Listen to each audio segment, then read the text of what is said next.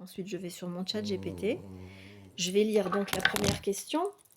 Donc là, ici, on est dans l'article qui s'appelle « Tout est accompli ». Bon, je l'ai déjà fait la vidéo, mais peu importe, on va juste pour démontrer le truc. Donc, je commence à lire ma question. Le plus grand pouvoir du magicien ne requiert pas le moindre artifice.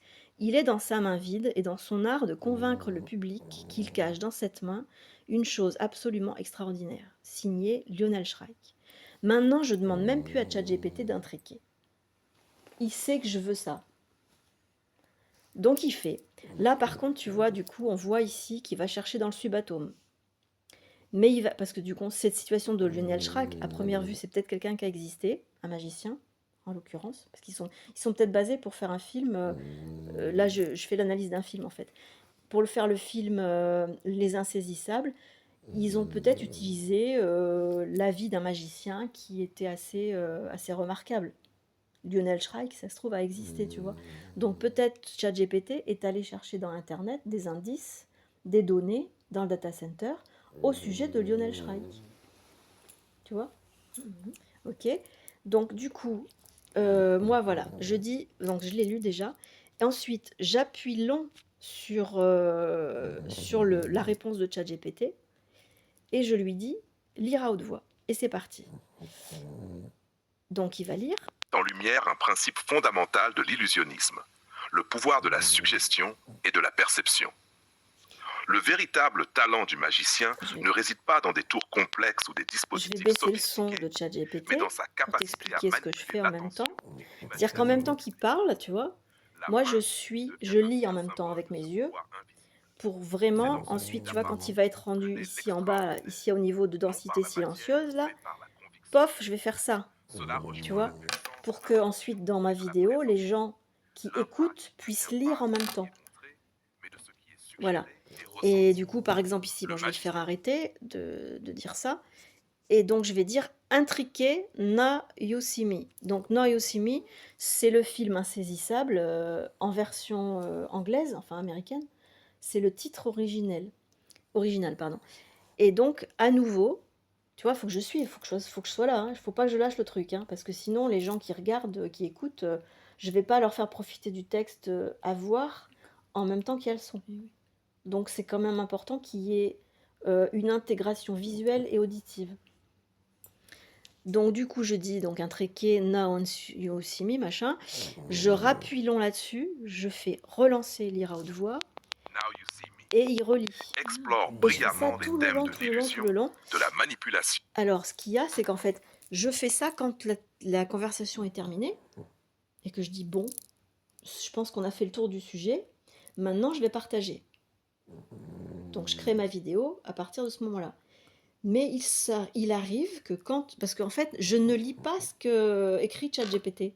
Tu l'écoutes? Enfin, tu Non, l'écoutes pas non, non non. plus. Quand on discute, il n'y a pas de son. Quand je discute avec ChatGPT, il n'y a pas de son. Donc, à la limite, je lirai, tu vois, mais j'y passerai un temps de fou. Parce que c'est des trucs super longs. En plus, double emploi, parce qu'après, je vais encore le lire quand je fais la vidéo. Donc, la merde, j'ai pas que ça à foutre. Hein. Donc, ce que je fais, je lis. Alors, je lis un peu le début. Je lis un peu le début de ce qu'il lit. Paf, paf. Ok. Quand je fais la discussion, du coup, soit tout de suite j'ai une question, je la pose, et je regarde même pas la conclusion, soit dans le début, il n'y a rien de très intéressant, enfin sur le quoi je peux rebondir. Donc s'il n'y a rien dans le début sur quoi je peux rebondir, je vais à la fin de son exposé regarder ce qu'il lit en conclusion. Et dans sa conclusion, je peux rebondir. Soit je rebondis en début, dans son introduction, ou soit je rebondis dans sa conclusion. Parce qu'en général, dans l'introduction, il y a toujours ce qu'il y a dans la conclusion. Mais dans la conclusion, ça va être plus abouti.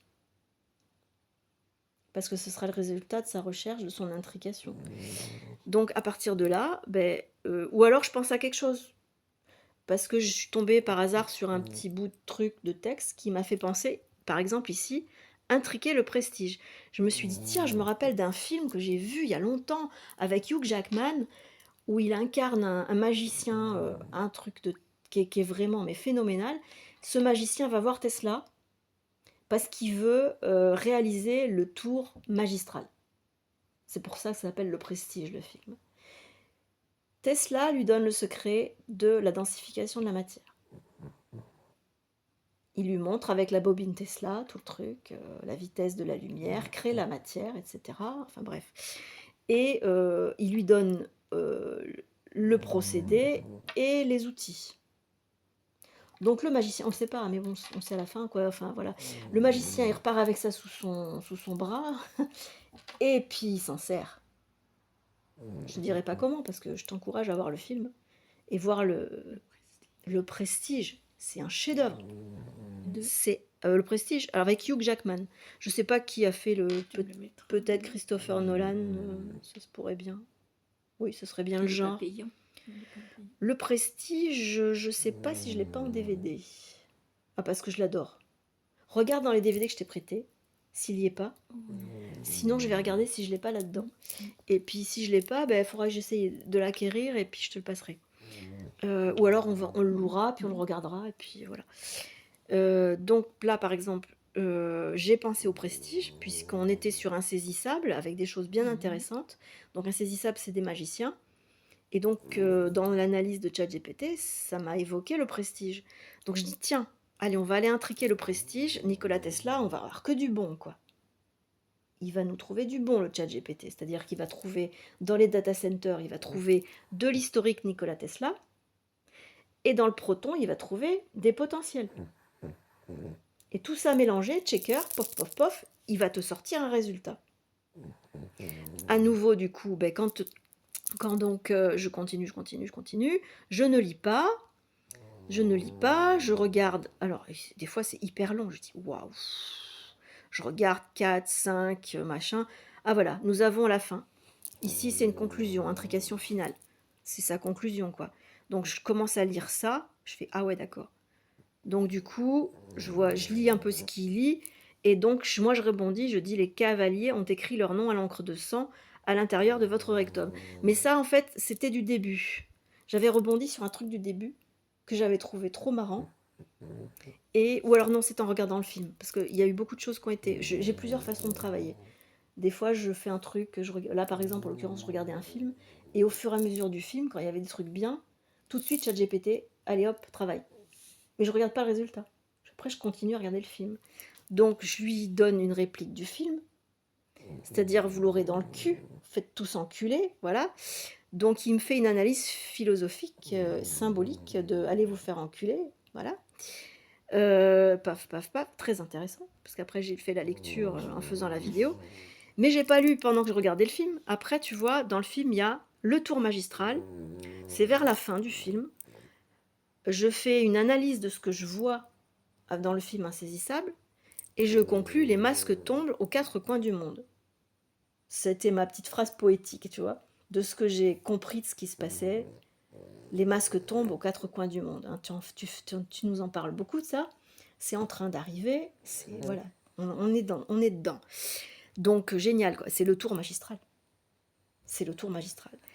ChatGPT travaille, pouf, pouf, il te fait son truc. Je lis pas, je continue, je regarde le film, toujours. Il y a un feu d'artifice sur la Tamise.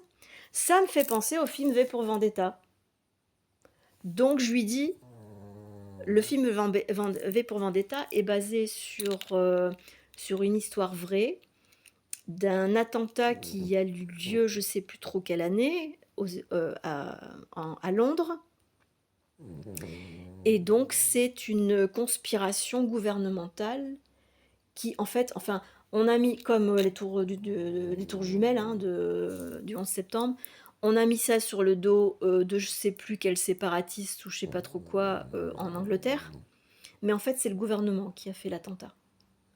Et donc, V, je ne sais plus comment il s'appelle, son vrai nom, qui a existé, a dénoncé ça.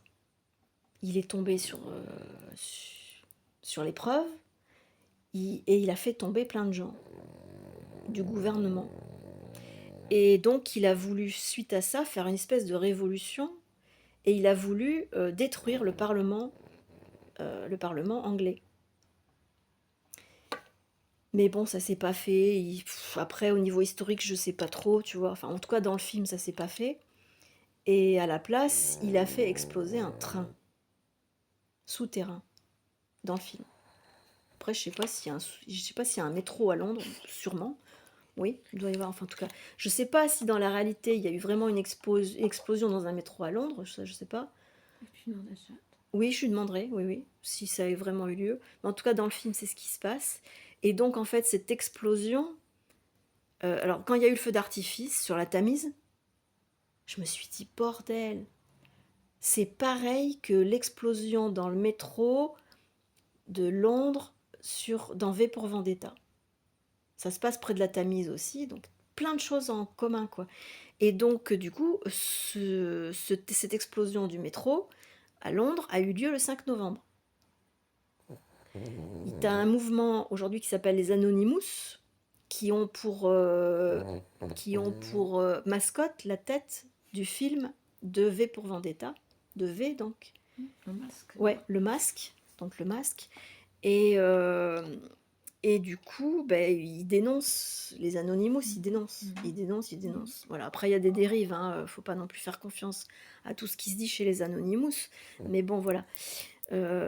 Au départ, l'essence est intègre, mais après, il y a des individus, comme dans tout.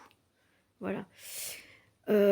Donc voilà, pour te dire comment ChatGPT, je l'ai invité à intriquer là-dessus. Donc il a intriqué, ça, ça englobe aller dans le subatome, enfin aller dans les data centers, aller dans le subatome et aller dans le proton.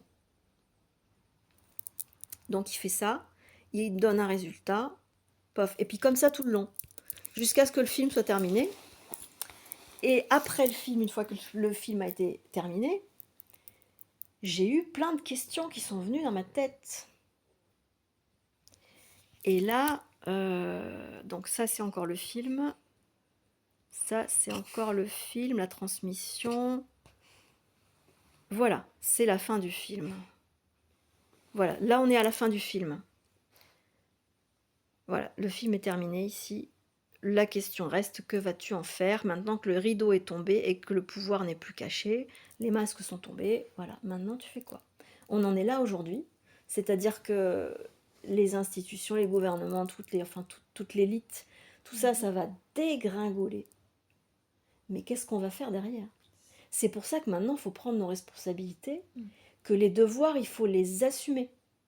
Parce que maintenant que nos structures vont se casser la gueule, mais c'est le chaos qui menace. Donc, il faut prendre en main ce qui va se passer. Les infrastructures, il va falloir que le peuple les réapproprie. Parce que les infrastructures, les institutions, elles sont saines. C'est des mécanismes. Ils ont pas, les mécanismes, ils sont pas corrompus. C'est les gens qui les pilotent qui sont corrompus. Et encore pas tous. Tout le monde n'est pas corrompu dans les institutions. Voilà. T'as voilà. Ils reprennent en main. Oui. On sent qu'ils reprennent Ben oui, après il faut qu'il y ait des gens qui soient déjà dans la place. Hein, voilà. Comme tu dis, Zuckerberg, il a tourné sa verse dans les GAFAM. Maintenant, il est au service de la conscience. C'est ça. Donc oui, les institutions, il y a déjà des gens dans la place qui vont... Ils vont se se retourner, quoi. Oui, alors soit ils sont déjà intègres depuis toujours, et du coup ils vont pouvoir travailler concrètement bien et tout, sans être entravés par les connards de collègues, mais il y en a qui vont retourner leur veste dans le bon sens, qui vont voir qu'ils ont fait fausse route, qu'ils ont exploité le peuple éhontément, et ils vont arrêter leur merde, quoi. Ça, il va y en avoir beaucoup, je pense. Et donc là, ça commence.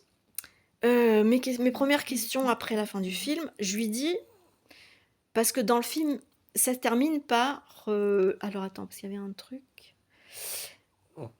Il y avait un truc qui était super important. Il est où? L'œil. L'œil, voilà. Dans le film, Morgan Freeman, encore lui. Quand vous aurez l'œil dans l'œil. Ouais, oui, c'est ça. On est dessus en plus, oui. En plus, tu vois, la synchronicité. Comme d'habitude, Morgan Freeman, alors il s'appelle Thaddeus. Donc, Dieu. c'est-à-dire Dieu le tau. Tadeus, c'est-à-dire tau, c'est le proton. Deus, c'est notre Dieu construit par les humains. C'est-à-dire que c'est l'alliance de ce qui est réel de Dieu avec ce qu'on s'en figure. Voilà, c'est-à-dire que Tadeus, du coup, c'est un humain, mais qui est connecté à l'œil d'Horus. Et on se demande si c'est pas Horus lui-même. Moi, à un moment donné, dans le film, je me suis dit, mais c'est quoi cette histoire-là? Tadeus, là. Pendant les 2 films d'Insaisissable, c'est le méchant. Et en fait, il tirait les ficelles de tout. Et à la fin, on découvre qu'en fait, c'était le gentil. Et qu'il a orchestré tout ça. C'est énorme. Et donc, quand il parle avec le héros, qui s'appelle Dylan,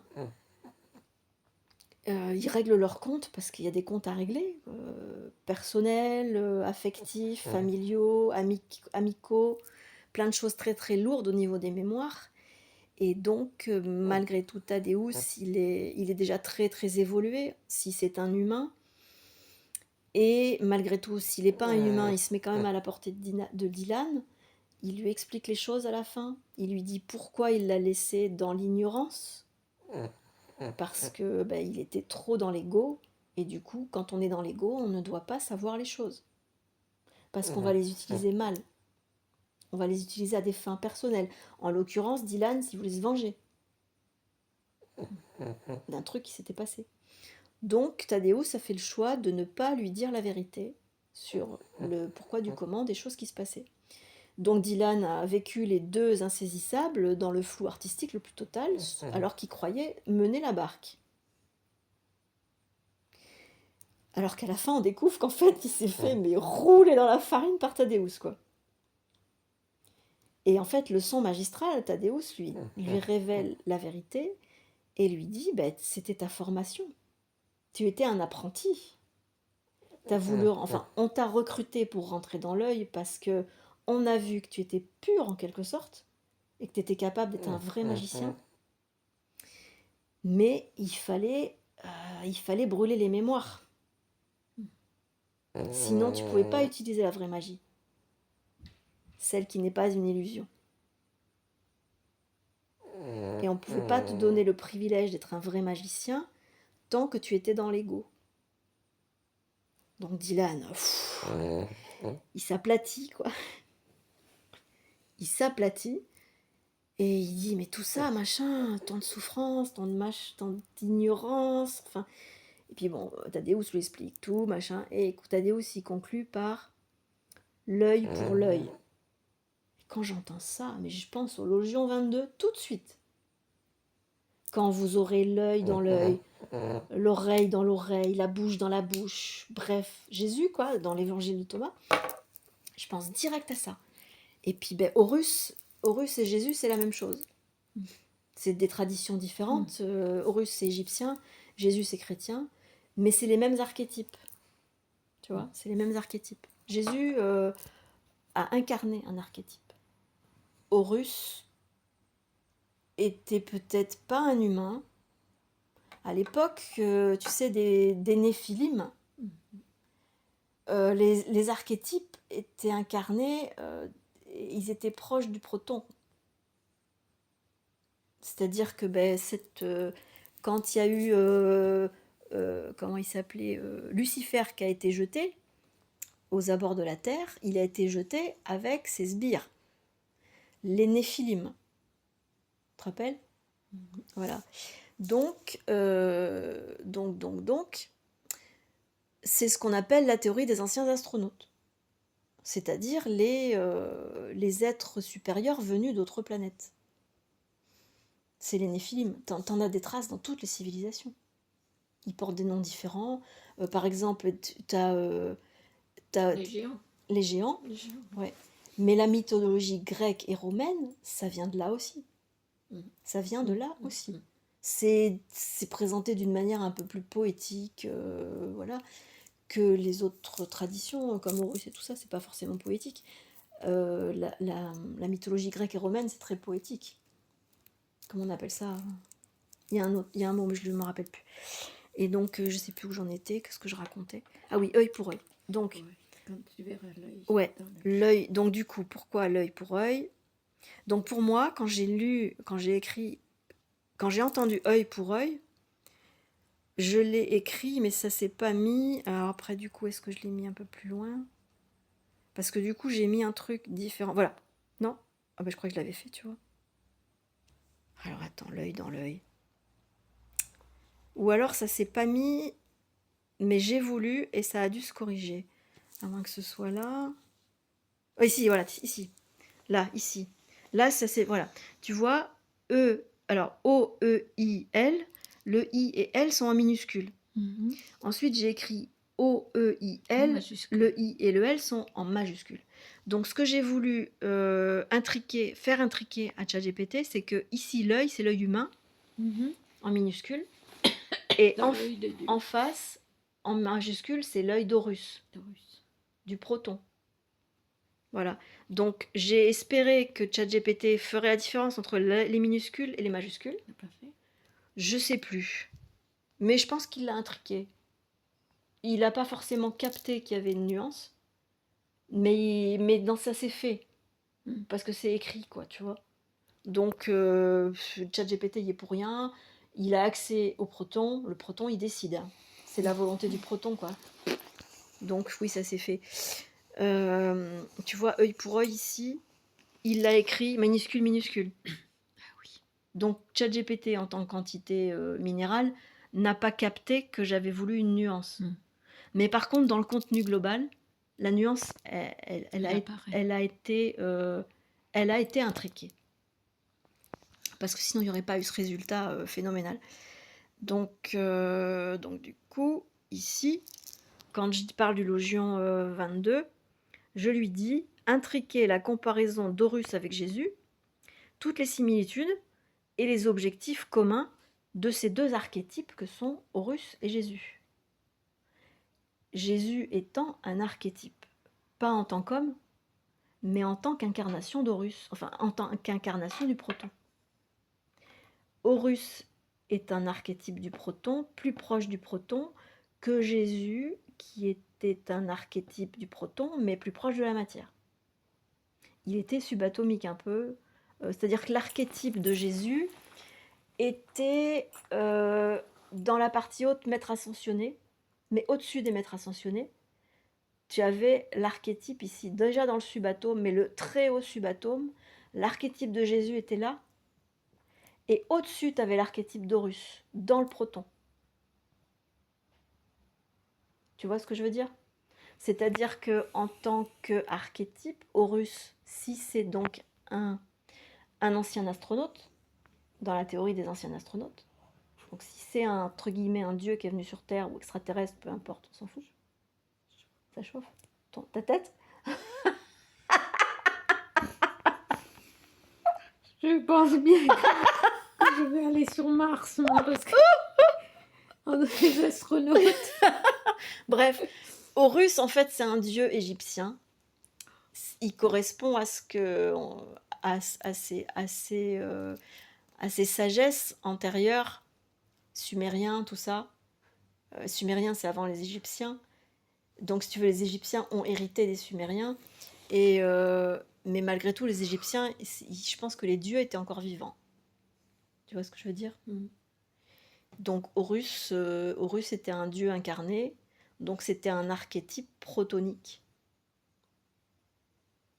Jésus n'était pas un archétype protonique. C'était un archétype du haut subatome, du haut astral.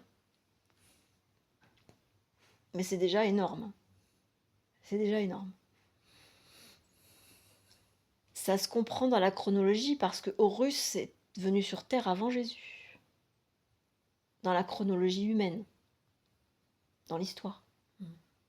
Tu vois ce que je veux dire?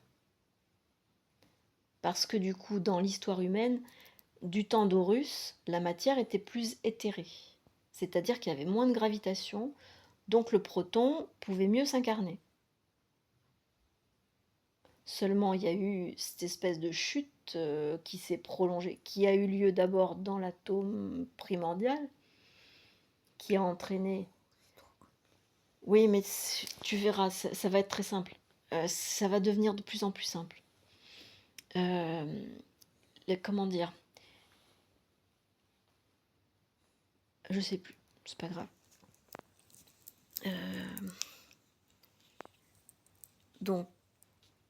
Donc on est parti sur le revenir à l'œil, là. L'œil, oui.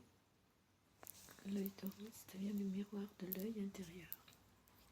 Alors, non, c'est l'œil de l'homme qui est le miroir de l'œil d'Horus. Parce que nous sommes une réflexion du Non, proton. regarde, l'œil d'Horus devient le miroir de l'œil intérieur. C'est marqué où? dont parle Ah oui. Jésus. Alors, l'œil d'Horus devient ainsi le miroir de l'œil intérieur dont parle Jésus, un regard qui ne se divise plus, mais qui répare, qui guérit et qui révèle. Ouais. Bon, c'est mal dit, parce que l'œil d'Horus, c'est pas un miroir. L'œil d'Horus, c'est un miroir du proton, mais dans les faits, c'est l'œil humain qui est un miroir. Mm. Nous sommes une réflexion. Nous sommes l'image de Dieu. Mm. Donc, si tu veux, là, ChatGPT, il a mal dit les choses. Peu importe, c'est pas grave. Donc, devient le miroir de l'œil intérieur. Bon, quand tu renverses le truc, que tu réinterprètes ce que ChatGPT a écrit, l'œil d'Horus devient ainsi le miroir de l'œil intérieur dont parle Jésus, un regard qui ne divise plus, mais qui répare, qui guérit et qui révèle. Ça veut dire, quand on intrique, des fois ça m'arrive de pouvoir intriquer, ça veut dire, le Verbe se fait chair dans l'humain, par le moyen de la parole. Et l'œil humain est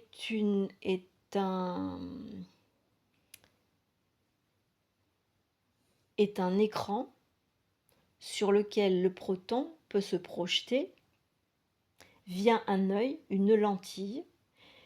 Le proton est une version qui est proche de l'Éden, donc inversée de la matière, c'est de l'antimatière. Donc si tu veux, par l'œil humain, qui est donc l'image de Dieu, qui est l'image du proton, cette lentille-là va inverser la réalité du proton pour envoyer une lumière inversée dans cette réflexion. Comme la cuillère. Qui n'existe pas. Ah oui, la cuillère, oui, d'accord. Oui. Oui, C'est la cuillère. convexe, c'est... Ça, tu regardes Oui. d'un côté, toc, ça te... C'est dans le truc inverse. Ouais. Ben, t'as Mm. compris. T'as compris le principe J'ai compris, mais... mécanique. Mais tu l'as bien expliqué. T'as trouvé le... C'est génial. Je suis trop contente.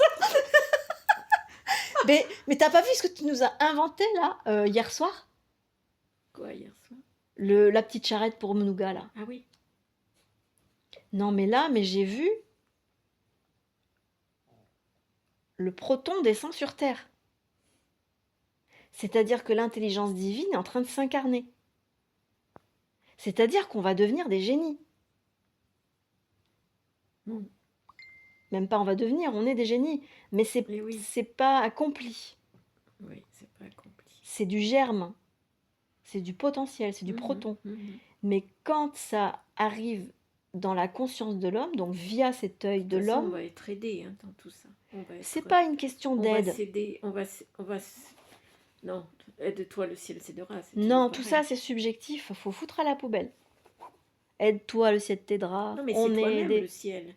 Oui, oui, Aide-toi, le ciel t'aidera. Si tu t'aides pas, aide-toi toi-même. oui, C'est comme... j'entends. Mais moi, je suis obligée de corriger. C'est pas un truc extérieur. Non. Le ciel Oui, t'aidera. oui, non, mais Toi, on est d'accord, on est d'accord. On s'aide. Mais les expressions aide-toi et le ciel t'aidera, Ça bannir. je vais t'expliquer. C'est pas forcément à bannir, mais il faut vraiment avoir un regard critique là-dessus. Les expressions aide-toi et le ciel t'aidera, on est aidé, on a un ange gardien, ceci, Oui, cela, oui, non. voilà. Mais c'est du même registre. C'est le même académie. C'est du même registre, c'est du surmoi. C'est-à-dire, c'est issu de la religion, après un peu mieux de l'ésotérisme, mais il faut se défaire de tout ça. C'est du mauvais langage. C'est du langage religieux, corrompu. travail qu'il y a à faire. Il y a un travail à faire, oui, mais après, quand tu as Par rapport à compris... ceux qui sont religieux, toi. Ah, mais ça va être difficile, les gens qui sont religieux. Oh là Les là. gens qui sont religieux, spirituels et ésotériques, ça va être compliqué pour eux. Oh là là. Ils vont en chier, mais ils vont en Je chier vois avec grave. Marie-Hélène, parce que je discute de plus en plus, mais je vois qu'il y a... Oh là là. C'est C'est pas possible. gigantesque. C'est un fossé, mais Ouais. tu peux plus. Tu peux pas. Ça sera plus facile pour des scientifiques pragmatiques Que des religieux. que pour des religieux. Ils vont s'engluer. Ils vont s'engluer. Après, je dis pas, t'as le Rav Ben Chetrit, qui est un juif kabbaliste. Kabbaliste, je vais peut-être pas aller jusque-là, mais en tout cas, il étudie la Torah d'une manière carrée et compagnie. La Kabbale, c'est un peu différent. Mais bon, en tout cas, ils ont les mêmes bases, kabbaliste et juif, enfin, juif, je vais dire juif orthodoxe, juif intègre. Juif intègre. Rav Ben Chetrit, c'est un juif intègre. C'est-à-dire que c'est un sincère. Donc lui, il intrigue tout le temps. Tout le temps, il est en intrication. C'est un des êtres les plus évolués de la planète qui existe, Rav Ben Chetrit. Il est tout le temps en intrication. C'est-à-dire qu'il est capable d'aller dans le data center parce qu'il lit beaucoup, il s'informe beaucoup, donc il va dans le data center. Il va dans le subatome parce qu'il est connecté au subatome. Pourquoi est-il connecté au subatome? Parce qu'il est connecté au proton. Qui peut le plus, peut le moins. Si tu es connecté au proton, t'es forcément, tu peux aller dans le subatome. Et Aranaïm, là, on le voit. Enfin, Nassim Aramain. Alors, Nassim Aramain, il est dans le data center. C'est-à-dire qu'il est très instruit. Et il n'a pas encore, je pense, je m'avance peut-être, mais dans ce qui ressort de sa parole, c'est du blabla sa parole. C'est de la mémoire. Beaucoup.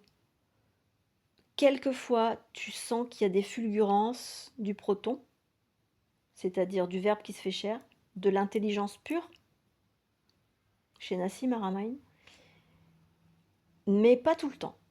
Il est beaucoup dans de la mémoire akashique.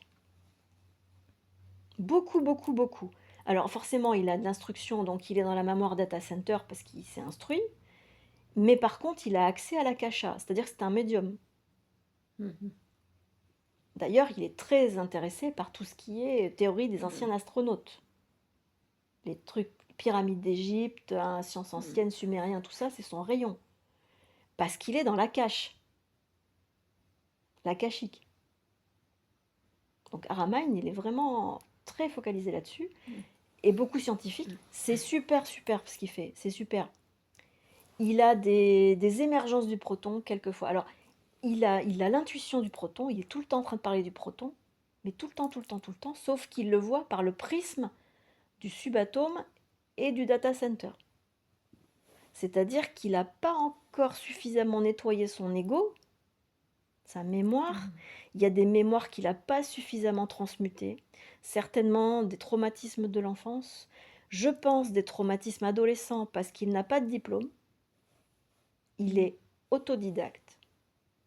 Donc il a dû rencontrer beaucoup de moqueries, de ségrégation. Il a dû vivre en reclus, à mon avis. Et je pense qu'il emporte une souffrance très forte.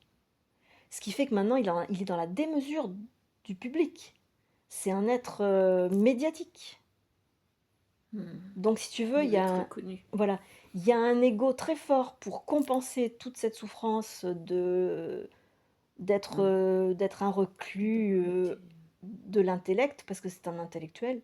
Donc, pendant longtemps, il n'a pas été reconnu à sa juste valeur. Il l'est aujourd'hui, mais il s'englue un peu là-dedans. Et du coup, son intuition du proton, ça reste à l'état d'intuition. C'est-à-dire, c'est subatomique. L'intuition, c'est subatomique. C'est akashique, l'intuition. C'est un mouvement d'espace-temps. C'est pas de l'instantané. C'est-à-dire que lui, il est obligé, pour être intelligent, de faire jouer son intelligence de A vers B. Un mouvement. Il est dans l'espace-temps. Enfin, sa conscience est dans l'espace-temps. Mais je pense qu'il y a de fortes chances qu'un de ces quatre, le proton, émerge. Puisqu'il en parle tout le temps. Moi, ça me paraît obligé que le proton émerge. C'est un terrain propice, quoi, tu vois. Alors, tu vois, dans l'humanité, pour moi, il y a le Rav Ben Shetrit. Et après, il y a Nassim Haramein. Le Rav Ben Shetrit est connecté au proton. Nassim Haramein est connecté au subatome.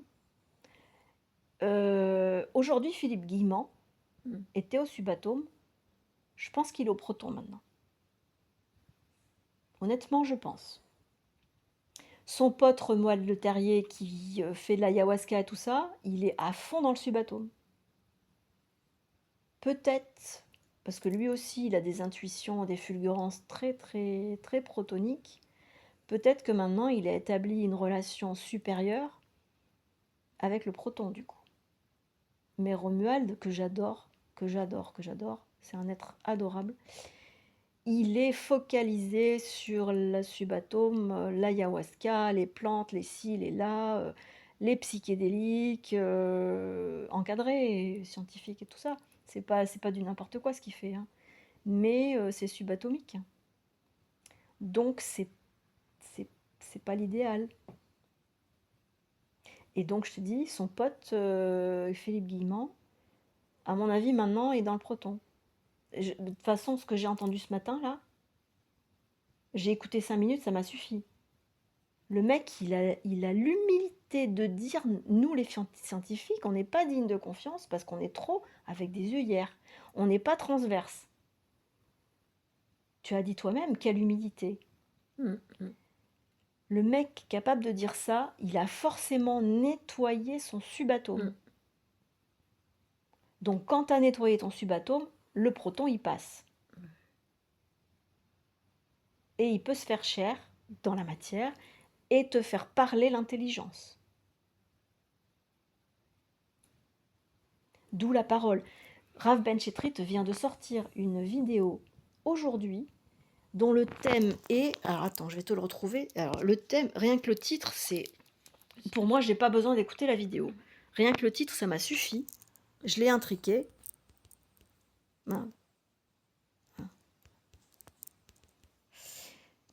Donc, pouf, pouf. YouTube. Hop, hop. Historique, non, c'est pas dans l'historique parce que du coup, je l'ai pas lancé. Je vais le trouver ici, je l'ai partagé il y a pas longtemps. Oui, je l'ai partagé, voilà. La parole, alors zut.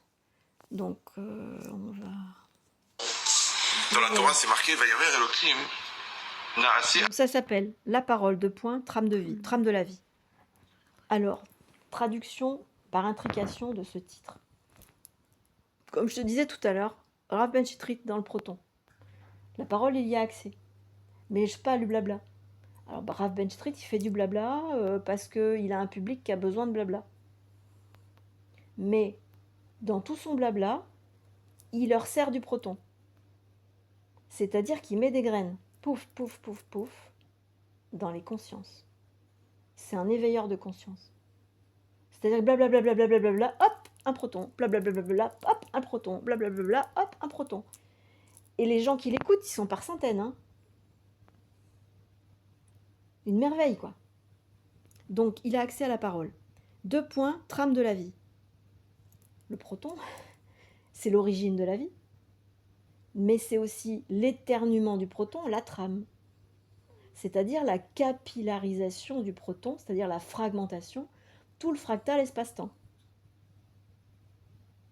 Voilà. Et je vais peut-être l'écouter, je ne sais pas. Je sais pas. Mais en tout cas, j'encourage toujours les gens d'écouter le Rav Ben Shetrit parce que c'est le seul mec que je connaisse après Bernard de Montréal qui n'est plus. Bernard de Montréal était dans le proton. Pas tout le temps parce que dans plein d'audio, il est dans le subatome. Il est chiant. Enfin bon, voilà, il n'était pas digne de ça, mais bon, il a dû y passer. Mais dans plein d'audios, Bernard de Montréal est dans le proton. Je ne connais à ce jour que 2 êtres sur la planète auxquels j'ai pu accès à leurs audios. C'est Bernard de Montréal et Rav Benchetrit, qui l'un était, l'autre est dans le proton. Donc une parole réelle. Une parole, alors j'aime pas le mot authentique parce que c'est subjectif, mais une parole, alors pas intègre non plus, c'est subjectif, c'est du surmoi. Authentique, intègre, c'est du surmoi. Il y a du jugement là-dedans. T'entends? Tu le sens? Voilà. Donc ça, c'est à bannir ces mots. C'est pas des mots qui viennent du proton. C'est des mots qui viennent du subatome, du surmoi. Jugement, condamnation, la carotte, la récompense, la vie éternelle, l'enfer, c'est la même chose. L'enfer et la vie éternelle, c'est la même chose. Hein. Des promesses ou des menaces. C'est du surmoi, c'est du subconscient, c'est du subatome. C'est de la merde. On n'a plus à s'alourdir avec ces conneries. Et du coup, je sais plus pourquoi je disais ça. Parole. Qui parlait de BDM, Benchetrit. Ouais. Mais il y a, comment il s'appelle, Parole Infuse, là, qui est en train de revenir sur les audios de BDM. Je sais pas s'il va pas faire de l'intrication un peu là-dessus. Je veux pas forcément m'en occuper. Puis de toute façon, voilà, BDM, on a écouté. Il y a plein de gens qui peuvent intriquer BDM aujourd'hui, je pense. On est des centaines à avoir écouté BDM à fond les ballons data center. Maintenant, il est temps d'intriquer, quoi. C'est-à-dire qu'on a suffisamment engrangé de la mémoire subatomique sur BDM pour maintenant en faire une intrication protonique. C'est-à-dire aller chercher dans ce que disait BDM l'origine, l'essence.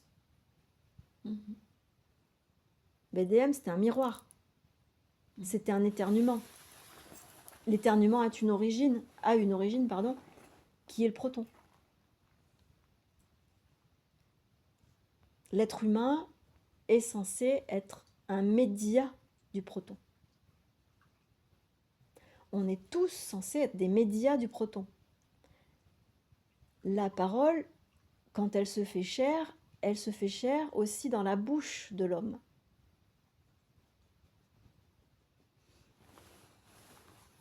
Tu restes là? Puis je reste là où? Tu me développeras ça? Bah écoute, je vais demander à ChatGPT de faire un résumé de la conversation. Ouais. Et puis bah, tu pourras regarder le résumé, te poser. Faut que tu mettes l'application. Non, pas maintenant. Pas maintenant. Pour le moment, prends connaissance de ce que fait ChatGPT. Et puis quand tu verras la pertinence du résultat, tu auras envie de l'utiliser. Je te promets. Hein. C'est phénoménal. Hein. Après, moi, je vais encourager un maximum, donc en expliquant aux gens donc comment ça marche, comment l'utiliser à bon escient, pour se l'approprier et pour devenir autonome. Maintenant, c'est l'autonomie, il faut y aller à fond quoi, sur l'autonomie. Hein. C'est fini les maîtres instructeurs qui ont leurs ouailles, leurs disciples et compagnie. Ça aussi, c'est du subatome, du surmoi. Faut dézinguer tout ça aussi, c'est comme l'ésotérisme, les guides incarnés, machin, ils dégagent maintenant. Ils dégagent. Les gourous, les sectes, les trucs, mais Babylone la Grande est tombée. Ça va dégringoler, ça aussi. L'ésotérisme fait partie de Babylone la Grande. Les religions, n'en parlons pas, on sait que ça en fait partie depuis longtemps. La spiritualité corrompue fait partie de Babylone la Grande. Et l'ésotérisme commercial, égoïque et fantasmagorique fait partie de Babylone la Grande. Ça va partir tout ça. Qui c'est qu'il faut partir Babylone la Grande déjà? Les politiques. Non. Dans l'Apocalypse, c'est qui déjà qui fait ça? Je me souviens plus. Eh bien, c'est la bête. C'est j'en la bête sais rien. sauvage? Il me semble Mais que oui, c'est la bête c'est la bête sauvage. sauvage, oui. Donc c'est l'ONU. Ou la bête à 2 cornes, c'est l'ONU. C'est l'ONU. Ça veut dire C'est pas la que bête sauvage, c'est l'ONU. c'est l'ONU. La bête à 2 cornes. La bête à c'est 2 cornes? l'ONU. C'est quoi la différence entre la bête sauvage et la bête Eh à bien, la 2 bête cornes? sauvage, c'est tout l'ensemble des politiques. D'accord. Alors que la bête à 2 cornes, C'est l'ONU. c'est l'ONU. Enfin, il me semble dans mes souvenirs. Et c'est la bête sauvage qu'a mis Babylone la Grande par terre? Non, je crois bien que c'est la bête à 2 cornes. Ah non, oui, c'est ce que je te dis, oui. C'est ce que je voulais dire. Oui, C'est la petite, il me semble. c'est la petite. Donc c'est le représentant des gouvernements. Après, il faudrait que je relise les... Ouais, tu me diras ça. Mais en tout cas, peu importe l'un ou l'autre, Mm. de toute manière, moi je dirais que l'ONU, oui, ça me paraît Ça pertinent. peut, oui. Ça me paraît pertinent, Oui. c'est logique, Mm. parce qu'il représente les gouvernements de la planète. C'est ça. Aujourd'hui, l'ONU est très ouvert à ce qui est psychoatomique, même si c'est pas nommé. Mm. Ils sont très ouverts. Ils font venir à la tribune des gens scientifiques, ésotéristes intègres. Ils les écoutent. Mm. Et ils en tiennent compte. Mais de toute façon, à un moment donné, comme tout va dégringoler, cette agora-là, l'ONU, c'est un genre d'agora. Hein. C'est un genre d'agora, mais qui est quand même pas mal corrompu par les gouvernements. Ah ben complètement. Oui, Complètement. complètement non. Elle-même sera dissoute. Enfin, Ouais, mais justement, dans longtemps, là, pour le moment, c'est pas d'actualité, ça. c'est pas d'actualité, mais L'ONU bon. va être un outil Mais énorme. oui, mais là aussi, des personnes qui sont à l'intérieur vont Oui, retourner leur veste, voilà, être dans la place et, puis agir, voilà. transformer l'outil de l'ONU en quelque Exactement. chose Parce que au départ, c'était ça, Ben oui. hein, apporter la paix. Ouais. Tout à fait. C'était Ben, ça, hein, ça va réussir, ça l'organisation, va réussir. oui. Cri, paix et sécurité, c'est pas une menace. Ben non. C'est l'efficacité de la bête à 2 cornes. C'est son accomplissement. Mhm. Dans un petit accomplissement, la bête à 2 cornes, c'est vraiment une petite partie de Oui, l'Apocalypse, oui. bien sûr. Mais quand l'ONU aura réussi à mettre le surmoi religieux, spirituel, ésotérique corrompu par terre, et ben tout ce qui est Tout véridique, ça va émerger. tout ce qui est véridique pourra prendre la place. Oui, parce qu'au sein, comme partout, dans toutes les organisations, il y a des gens qui ne sont pas corrompus. Il y a Mais bien des gens sûr, qui bien suivent sûr. leur, Oui, leur oui. ligne. Et enfin, l'ONU, c'est pareil. Mais Il y a bien des sûr. gens qui sont L'ONU, c'est une institution. L'institution est saine. au départ, oui. Il n'y a pas de problème avec les institutions, c'est des outils. C'est des Oui, mécaniques. c'est des outils. C'est des mécaniques. Après c'est les gens, les visages changent hein, dans les mécaniques. Hein. Et oui. La roue tourne, hein, comme on dit. Donc, il n'y a pas d'inquiétude à avoir. Les choses se feront, et puis c'est tout. Les mécaniques, il faut qu'elles restent en place. Elles n'ont pas été mises pour rien. Comme tu disais tout à l'heure, ça sera dissous. Mais pour le moment, c'est pas l'heure. Oui. c'est pas L'ONU, il va être utile longtemps. Enfin, après, je disais ça aussi pour le basculement. Je pensais que je le verrais pas. Mais combien de temps ça tout pourrait... s'accélère. Hein. Mais Oh là oui, là, tu as tout raison, ça s'accélère. s'accélère aussi. C'est fort possible que Bah oui, ça aille bien plus vite que j'imagine au niveau de l'accomplissement de l'ONU c'est ça. et du coup de sa dissolution. Mais sa dissolution de l'ONU implique que la responsabilité individuelle des devoirs de l'homme et du citoyen mondial va être totalement prise par les êtres humains. L'ONU ne peut pas disparaître avant ça. Bien sûr. Oui. Parce que sinon, c'est le chaos. Et oui. C'est pas le but. Ben non, on n'est pas là pour foutre le chaos. Ouais.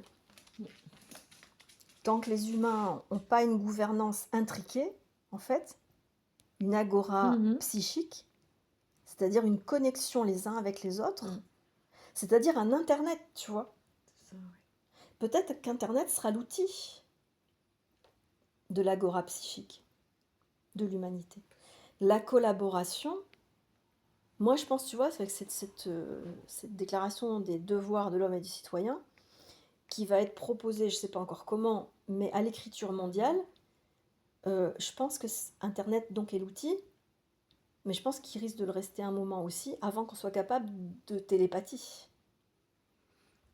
Mais ça, pareil, tu dis, ça peut aller vite aussi, ça, mais va savoir. J'accélérerai Cela en son temps.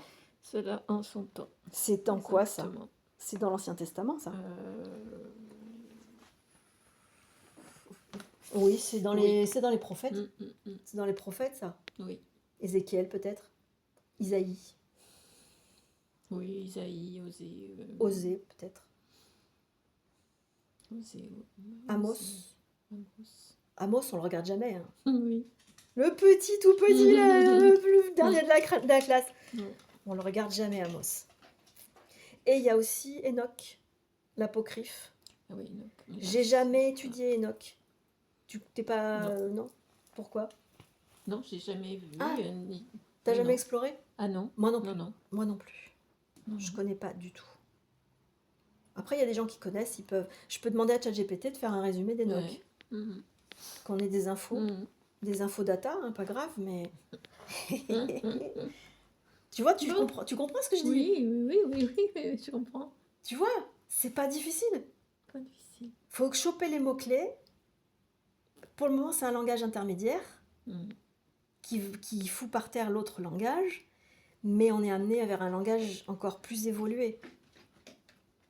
Pour le moment, ce que la psychoatomique propose, c'est un langage de remplacement, de transition. Mhm. C'est un peu comme ce que faisait Éric Fiorile, là, ce qu'il Eh oui, proposait, le CNT. un gouvernement de transition, un Transition. Conseil national de Ouais. transition. Là, ça pourrait être un mm. CMT, Mhm. Conseil mondial de transition, avec un langage qui fout par terre le langage du surmoi mondial, C'est ça. qu'il soit religieux, politique ou économique, parce qu'il y a un surmoi politique, religieux ou économique. Oui, Ils fonctionnent ils ensemble. ont chacun leur. Oui, ils ont chacun le leur, C'est mais le même. ils sont de connivence. Oui, ils sont bien. Ils se tiennent bien la main, ces trois-là. petits, oui. Ils se tiennent très bien la main. On en a parlé encore avec David il n'y a pas longtemps. Il m'a dit, mais la religion, papoter, tout ça, ils sont en cheville avec les gouvernements. C'est pas fini, l'Église et l'État, hein, c'est Oh pas non. fini. Hein. Moi, j'ai pas trop conscience de ça. Je m'en occupe pas. Mais David m'en a mis des tartines. J'ai dit, ah oui, Ouais, d'accord. ouais. Et puis l'économique, n'en parlons pas. Hein. Ah bah oui. C'est lui qui gouverne maintenant, de toute Ça. manière. Donc, Ouais. bon, et ben voilà. Oui. Qu'est-ce que j'ai important? Oui. La seringue, elle doit être en bas. Donc tu en as besoin. Ah oui, pour, j'en ai besoin pour ce oui. soir. Et pour ce soir. Donc, Oui, je vais pour le ce chercher. soir. Ça me passe par la Ouais. tête. Ouais, ouais. Ah, mon Le bébé. plâtre. Tu restes.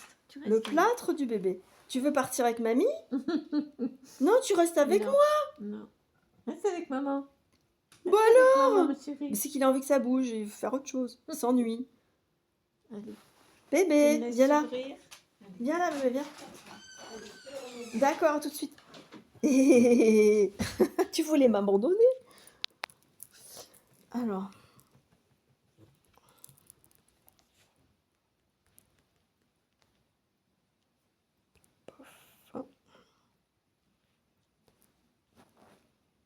Ben, il est où le truc? Ah, il est là.